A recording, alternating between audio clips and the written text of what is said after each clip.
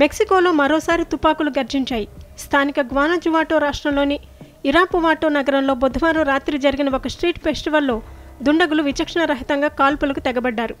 ఈ ఘటనలో 12 మంది ప్రాణాలు కోల్పోగా మరో 20 మంది గాయపడినట్లు అధికారులు వెల్లడించారు. బాప్టిస్ట్ సెయింట్ జాన్ జన్మదినం సందర్భంగా జరిగిన వేడుకలకు భారీ సంఖ్యలో ప్రజలు హాజరై డాన్సులు చేస్తూ, డ్రింక్స్ సేవిస్తూ, పాటలు పాడుతుండగా హఠాత్తుగా అక్కడికి వచ్చిన ఓ వ్యక్తి కాల్పులు జరపడంతో ప్రజలంతా భయాందోళనలతో పరుగులు తీశారు. ఈ ఘటనకు సంబంధించిన వీడియో ప్రస్తుతం సోషల్ మీడియాలో వైరల్గా మారింది.